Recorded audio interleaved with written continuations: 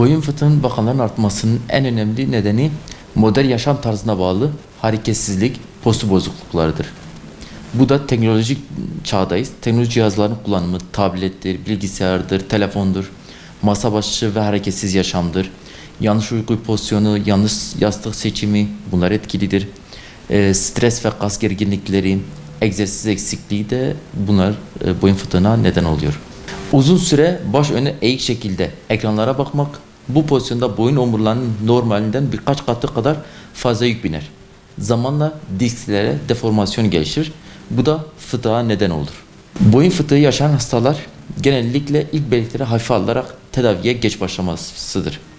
Bu da ilerleyen dönemlerde sinir basının artması ve kalıcı hasarlara yol açabiliyor. En sık göz ardı edilen belirtiler de şunlar var. Hafif boyun ve ense ağrısı var. Kol ve omuzlarda ve parmaklarda uyuşma ve karıncalanma, kas güçsüzlüğü, baş hareketlerinde kısıtlık ve baş ağrısı, denge kaybı ve baş dönmesi bunlar genelde göz ardı ediliyor. Ondan dolayı ilerleyen zamanlarda daha da sık yani tedavinin yanıtı daha geç oluyor. Boyun fıtığında erken tanı ve tedavi süreci sinir dokusuna kalıcı zarar gelmeden önce müdahale edilmesi sağladığı için kritik derecede önemlidir. Sinir hasarı önler. Fıtık diskler sinir köküne uzun süre baskı yaptığında sinirde kalıcı iletim bozukluğuna yol açar. Tedavi sürecinde daha kolaydır. Başlangıç evresinde egzersiz, manuel terapi, fizik tedavi modaliteleri ve yaşam tarzı değişiklikleriyle tam iyileşme mümkündür. Cerrahiye gerek kalmadan fıtığın ilerlemesini durdurulabilir. Gecikmiş vakalardaki sonuçlar ne olur? Kalıcı sinir hasarı oluşur. Uzun süre sinire basınç sonucunda el, kol ve parmaklarda kalıcı uyuşukluk ve karıncalanma ve kas güçsüzlüğü görülebilir. Omurilik basısına bağlı yürüme ve denge bozuklukları gelişir. Gelişmiş vakalarda spinal kort basısı oluşabilir. Bu da denge sorunları, yürüme güçsüzlüğü, hatta felce kadar ilerleyebilir, nörolojik kayıplar doğurabilir.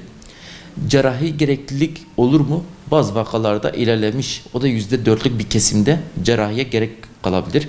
İlerleyen dönemlerde fizik tedavidir, egzersizdir. Bu yöntemler yetersiz kalabilir. Hastanın cerrahiye yönlendirmesi gerekir bu tür vakalarda. O da %4'lük küçük bir ihtimaldir. Diğerleri tedaviyle sonuçlanabilir. Evet, ameliyatsız tedaviler, yöntemler çoğu zaman boyun fıtığı hastalarında gerçekten de etkili olabiliyor. Ama bu herkeste işe yarar. Ameliyat artık gerek yok demek değildir. Biraz önce de bahsettiğimiz gibi %4'lük bir kesim var, ameliyata gerek kalıyor. O da geç kalan kişilerdir. Fıtığın seviyesi, sinir ve omurilik basının derecesi, sürecin uzunluğu, hastanın boyun mekanikliğini düzeltip düzeltmemesine bağlı olarak zaten güncel kılavuzlar da önce ameliyatsız yolu denilmesini öneriliyor. Boyun fıtığı tedavisinde genellikle multidisipliner oluyor. Yani birden fazla yöntemle bir arada kullandığımız bir yaklaşım süreci tercih edilir. Bu da hem ağrıyı hızlı bir şekilde azaltır hem de nüksün önler. Manuel terapi ve mobilizasyon yapıyoruz. Elle yapılan hedefi omurlar arasında hareket kısıtlılığını gidermek için olan özel tekniklerdir. Kas spazmını azaltır, sinir üzerindeki baskıyı azaltır, kan dolaşımını artırarak iyileşmeyi hızlandırır. Özellikle erken devre fıtıklarında ve postural kaynaklı ağrılarda çok etkili bir yöntemdir. Elektroterapi yani TENS, ultrasyon, interferansiyel akım, SVT bu tür yöntemleri de kullanıyoruz. TENS ağrıyı keser, siniri modüle eder.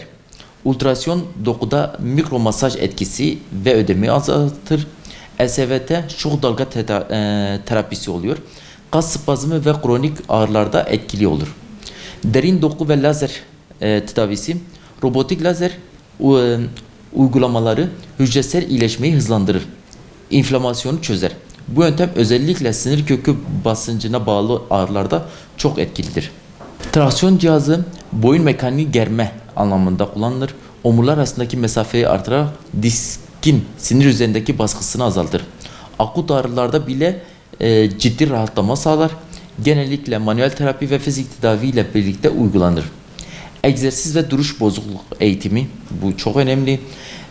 Boyun ve sırt omuz kuşağındaki güçlenmesine neden olan özel egzersizler omurga stabilitesini sağlar. Postür düzeltme, örneğin bilgisayar başında omuz ve baş pozisyonu öğretilir.